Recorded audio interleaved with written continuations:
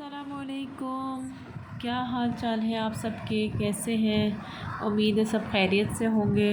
Women expertise YouTube channel आपको खुशामदीद कहता है। आज मैं आपके लिए बची हुई जो दाल होती है उससे किस तरह से हम पराठा बनाएंगे ये देखते हैं। चलें रेसिपी की तरफ चलते हैं। ये मैंने तकरीबन 1.5 कप आटा इसमें लिया है और इसके अंदर ये मैं मसाले डालूँगी। अपने हिसाब से आप डाल सकते हैं, कम ज़्यादा। हरी मिर्चें पिसी हुई थी, नमक, कुटी हुई लाल मिर्च और पिसी हुई लाल मिर्च, और इसमें कुछ धनिया, 1-1 टीस्पून सब चीज़ें गई हैं। और ये थोड़ा सा धनिया है और कुछ इसमें डालेंगे ये पुदीना बहुत अच्छा टेस्ट आता है। पुदीने के पत्तों को मैं हाथ से ही तोड़ लूँगी, इसको बारीक बारीक चॉप नहीं करना हमने, ठीक है।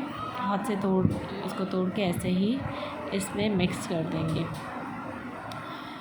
अच्छा, अब ये सब चीज़ें मिक्स कर लें अच्छी तरीके से। सब जो मसाले हमने डाले वो मिक्स कर लें। आप अपने टेस्ट के हिसाब से कम ज़्यादा कर सकते हैं, ठीक है। अच्छा, अब ये दाल जो थी बची हुई है, ये गाढ़ी है दाल, ठीक है। तो मुझे इसमें इतना आटा होना चाहिए कि ये मिक्स हो के फिर भी इसमें गुंजाइश हो कि पानी और डाल सकें। अब मैंने चेक किया तो मुझे लग रहा है इसके अंदर थोड़ा सा और आटा जाना चाहिए। ये इस दाल से ही नहीं गूँधना। उसकी वजह ये है कि अगर हम इस दाल से आटा गूँध देंगे तो ये बहुत ही सॉफ़्ट बनेगी और पराठा बहुत मुश्किल से बनेगा, रोटी भी बहुत मुश्किल से बनेगी, इसकी ना टूटेगी। इसलिए इसके अंदर हम थोड़ा थोड़ा पानी भी मिक्स कर लेंगे। थोड़ा मैंने आटा डाल दिया था और अब थोड़ा सा पानी और डाल के इसको अच्छी तरीके से गूँध लिया है।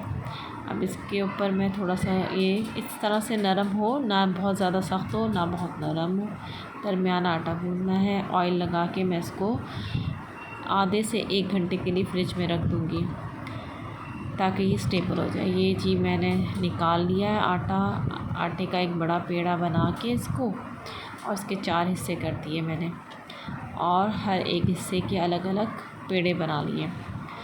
पेड़े कैसे बनाऊंगी वो भी देख लिए आप।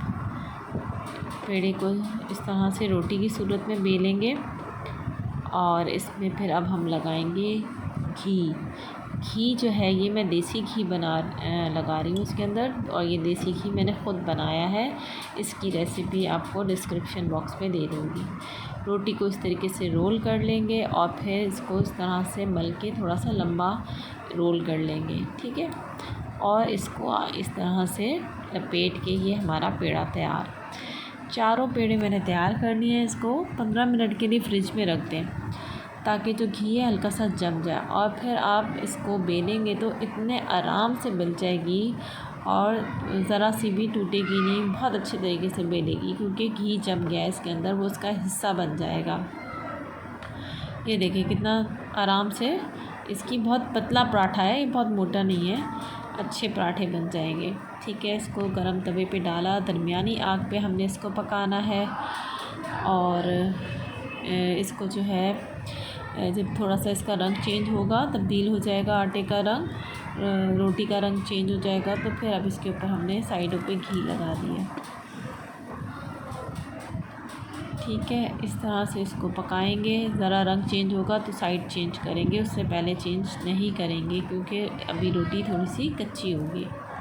अच्छा, आपकी मर्ज़ी है, आप रोटी भी बना सकते हैं। अगर पराठा, जो लोग ऐसे हैं पेशेंट हैं जिनको घी मना किया हुआ है कोलेस्ट्रॉल की वजह से, तो आप जो है इसको रोटी बना के भी खा सकते हैं, चटनी के साथ खाएं, बहुत ही लजीज पराठा बनता है ये। अच्छा, अब दूसरी तरफ मैं दूसरी रोटी बेल रही हूँ।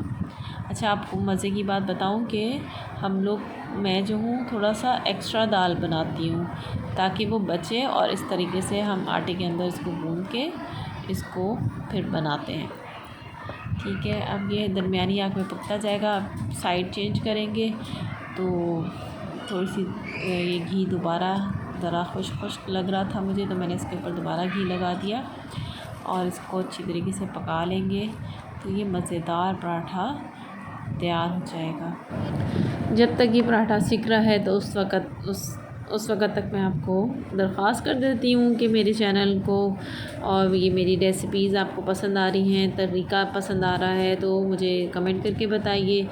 मेरे चैनल को लाइक कीजिए और सब्सक्राइब कीजिए और लोगों को भी बताइए, उनके साथ उनको भी शेयर कीजिए।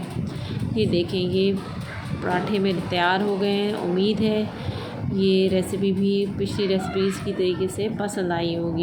अगली रेसिपी तक और अगली वीडियो तक मुझे इजाज़त दीजिए। अपना बहुत ख़्याल रखिएगा, मुझे दुआओं में याद रखिएगा। तब तक अल्लाह हाफ़िज़।